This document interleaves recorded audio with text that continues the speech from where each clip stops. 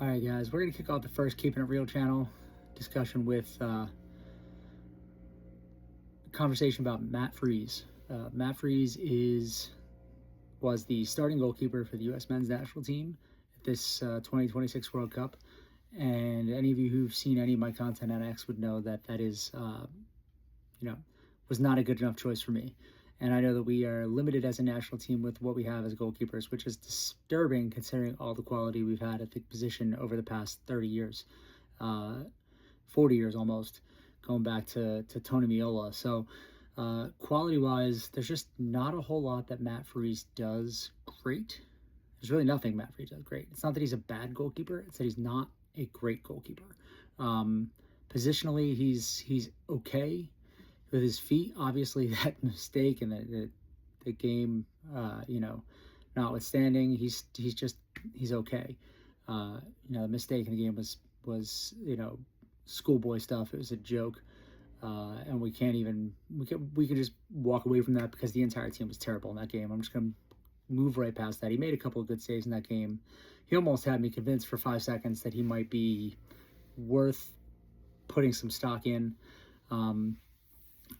The reality is, the U.S. men's national team has a massive problem with the goalkeeper position.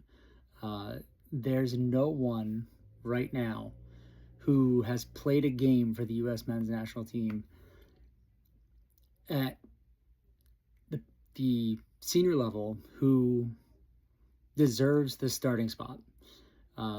So going forward from this World Cup, we have a huge issue and a huge problem to solve. There's a lot of other problems to solve, but for the past, I've been watching the U.S. men's national team since Paul Caligiuri scored that goal against Trinidad to put us in the 1990 World Cup, and I can't remember a time when the goalkeeping pool in the U.S. was so poor, was such a disaster. So let's talk about Matt Freese a little bit. Let's talk about why he is not the guy. So positionally, he's okay. He's not where he needs to be every time, and that is kind of common with a lot of goalkeepers now. I feel like there's a lot of goalkeepers who are just not good enough positionally. They rely on their athleticism, their speed, their reflexes, which is great and can make a goalkeeper look amazing. But some of the best goalkeepers in the world don't need that. And the keepers who play into their 30s and beyond are the keepers who do not need to make incredible reflex saves.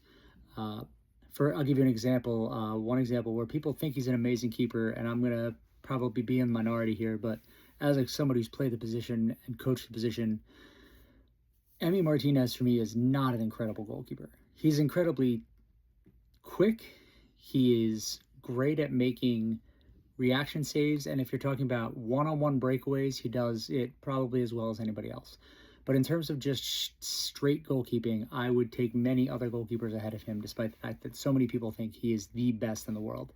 Now, that being said, if you look at what does Matt Freese do with his reaction time, it's not great. Some people say, oh, well, he wait till he sees where the ball's going to go. Nope, he doesn't know where the ball's going to go ahead of time. He's not reacting. He's not anticipating. He's not in a perfect position. So it's not like the ball's just going to hit him because he's where he's supposed to be, but it's also not like he's so quick that he can make up for that. So that is a really frustrating point. Let's not even mention the disaster against Belgium, because that was embarrassing. It was childish.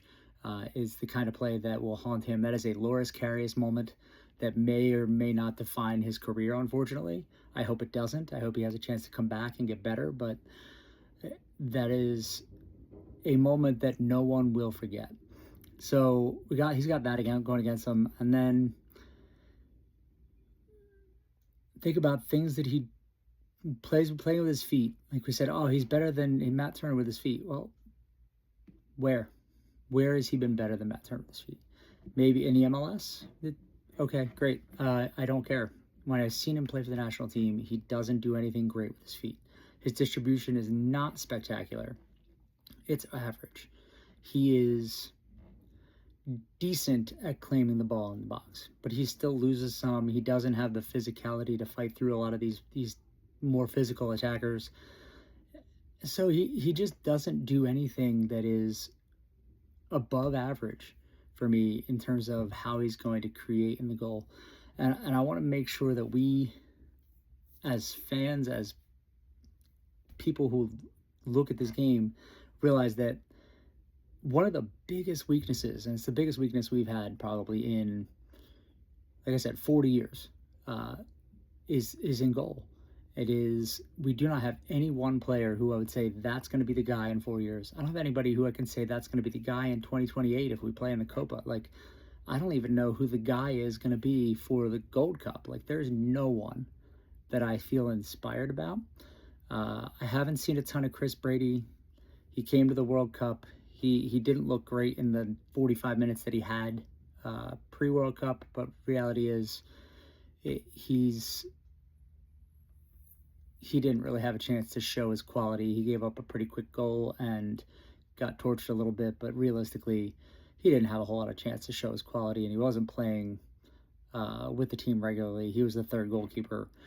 I couldn't tell you if I want an honest opinion on him. And there's Matt Turner, who, when Matt Turner is playing well, he has a lot of positives and upside. And it's one of the reasons I probably would have gone with Matt Turner to start with. And if you look back, I've been saying, I said this before the World Cup, and I said it throughout the World Cup. Matt Turner was the guy that I think had the bigger upside, but he also has these stinkers in him. At the end of the day, Freese had a stinker in him that really put us in a hole anyway. So, didn't really make a huge difference. But Turner has a bigger upside. I've seen him perform well in a big place. He played well in the last World Cup. The guy has the technical ability to play well, but the lack of playing time over the past 4 years has killed him developmentally, and he's gone from what I could see as a top level goalkeeper to an average goalkeeper at best. And I genuinely think the move to England did not do well for him. Not because playing in England is not an upgrade and a positive thing for these guys, but he didn't find the right situations for him. He never found a place where he was going to be the guy. So moving to a club like Arsenal, great. But if you're not playing as a goalkeeper and there's not enough time to play as a goalkeeper, it's not like you can get 20 minutes in games here and there and then work your way into the lineup. You get a couple of cup games if you're not the guy. And that's a problem for our goalkeeper quality. And it's been a problem. So he moved back to the MLS, and he played well enough to get himself back into the team. But as it stands, we just don't have anybody. We do not have anyone that I can see right now that has played senior level quality and shown that they have what it takes to be the guy over the next 4 years to take that spot. And so if you check this out, hit me up in the comments if you know of any of the guys at the youth level that I should be taking a look at, guys that you want me to say, hey, check out this guy, look what he has. We'll take a look at that, and we'll see if that is a player that we can build around maybe in the future. I hear some people pointing at guys for the Olympic roster. Maybe we have some players in the future, but right now, U.S. men's national team goalkeeper is a nightmare of a position for us. In every other position, we at least have guys who are functional.